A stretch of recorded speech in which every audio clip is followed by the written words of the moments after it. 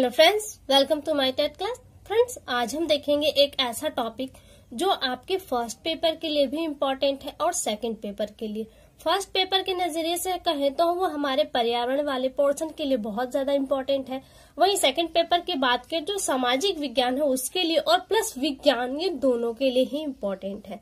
क्या है? उत्पत्ति के भेद। देखिए, हर चीज की एक उत्पत्ति होती है, वो उत्पत्ति किस प्रकार से होती है यही हम पढ़ेंगे, यानी कि उत्पत्ति के भेद। तो यहाँ देख रहे हैं कि मैंने ग्राफ बनाया है उत्पत्ति के भेद। उत्पत्ति के भेद जो है, उत्पत्ति को हम देखें तो वो 4 प्रकार से होते हैं। कैसे?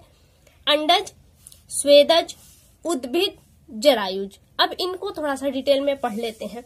अंडज क्या है? जो जीव अंडे से उत्पन्न होते हैं वो आपके क्या कहलाते हैं?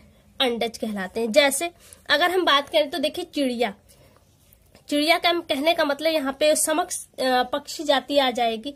चिड़िया है, कुछ रेंगले वाले प्राणी आ जाते हैं, सांप है। तो ये सब क्या है आपके? ये अंडे से उत्पन्न होते हैं, इसलिए इनको अंडज कहा जाता है। वैसे अगर संस्कृत में आप चले जाएंगे तो अंडज मछली का पर्यायवाची है। वहीं हम विज्ञान के नजरिए से इसे देखें तो अंडज हमारे वो जीव होते हैं जो अंडे से उत्पन्न होते हैं। अब देखिए, यहाँ पे आ गया स्वेदज। स्वेद में होता है पसीना, जो पसीने से उत्पन्न हो। स्वेद में पसीना, और जो पसीने से उत्पन्न हो वो आपके कहलाते हैं स्वेदज। जैसे आपके होते हैं जुआ, जो बालों में अक्सर देखने को मिलता है। जुआ, पिस्सू जो आपने कुत्ते बिल्लियों को देखा होगा, उनके बॉडी में एक कीटाणु रेंगते रहते हैं, उड़ते भी है, वो पिस्सू होते हैं, उड़ते भी रहते हैं। तो वो भी उनके पसीने से ही उत्पन्न होते हैं। फिर आपका आता है खटमल, जो मानव के पसीने से चारपाइयों में अक्सर आ जाते हैं। तो ये खटमल क्या है? ये आपके जुआ, पिस्सू, खटमल, ये है आपके स्वेदज कहलाते हैं। अब देखिए, आप सोचेंगे कि प्रश्न कैसे आएगा। प्रश्न आपका आएगा कि स्वेदज को छांटिए। 4 ऑप्शन दिए रहेंगे, 3 अलग होंगे और एक ये जो 3 एग्जाम्पल मैंने दिए हैं इनमें से एक होगा। तो आपको ये छांटना होगा इसमें स्वेदज कौन सा है। एक और प्रश्न, जरायुज अंकुरण किन वनों में पाया जाता है? तो आप यहाँ पे देख रहे हैं जरायुज, यही प्रश्न बनकर आएगा और आपको छांटना होगा किन वनों में होता है। तो हम एक एक करके देख ही रहे हैं। अब आ जाते हैं उद्भिद पर। उद्भिद जो भेद कराए, भेद अर्थात फोड़ कराए। आपने देखा होगा कि बहुत सारी चीजें हैं जो जमीन की तलहटी को फोड़कर बाहर निकलती हैं। आपने देखा है जो फसल होती है, हम कोई भी बीज अगर बोते हैं तो वो फसल जो हमने मिट्टी के अंदर बोई है वो मिट्टी को फोड़ती है और उससे बाहर निकलती है, उस मिट्टी के फोड़कर बाहर निकलती है। इसलिए क्या होता है, वो जमीन फोड़कर उत्पन्न होता है, जिसे हम उद्भिद कहकर बुलाते हैं, जिनमें आपकी फसल आ जाती है। फसल, और चाहे आप कुछ भी ले लीजिए, फसल में सभी तरह के बीज आ ही जाते हैं आपके बीज। यह क्या है? उद्भिद हो गए, जो मिट्टी को फोड़कर बाहर निकलते हैं और इससे इनका निर्माण होता है।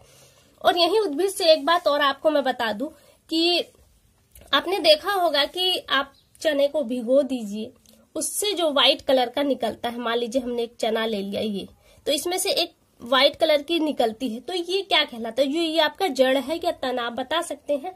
ये जो निकलता है सबसे पहले व्हाइट कलर का एक छोटा सा धागा नुमा, ये होता है आपका जड़। इसे हम मूलांकुर कहते हैं। मूलांकुर, यहाँ पे ये बता देना जरूरी है।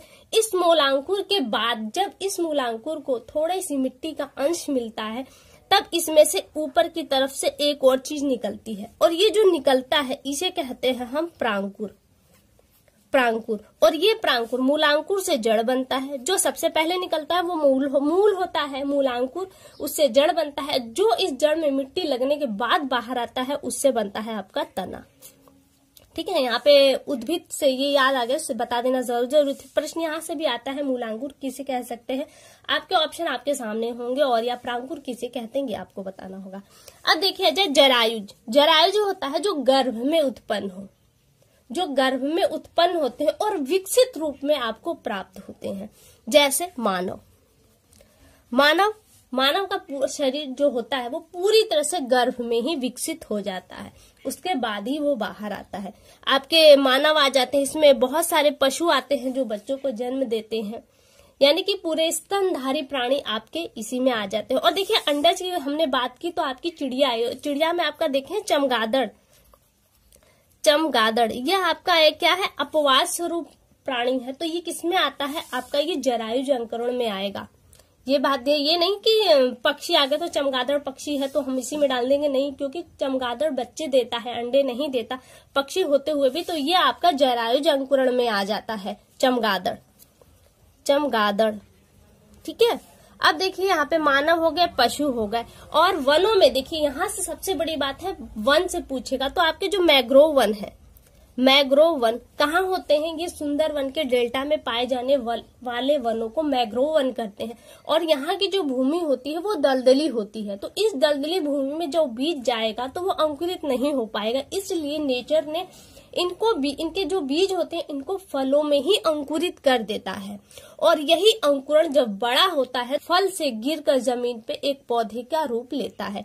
यानी कि मैंग्रोव वन जो होते हैं उनमें जरायुज अंकुरण होता है। जब पौधा विकसित हो जाता है, उसे जमीन की जरूरत पड़ती है, तब वो जमीन पर गिरता है और वहां पे विकसित होता है।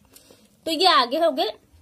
देखिए यहाँ से अपवाद वाले जो वर्ड, देखिए कहीं से भी आपका जो टॉपिक होता है उसमें अपवाद वालों को ही उठाया जाता है, ताकि आप भ्रम में पड़े कि आप डालेंगे किसमें। जैसे आपके चमगादड़ है, मैंग्रोव है, ये बहुत ही ज्यादा इंपॉर्टेंट है, इन्हें याद करिएगा।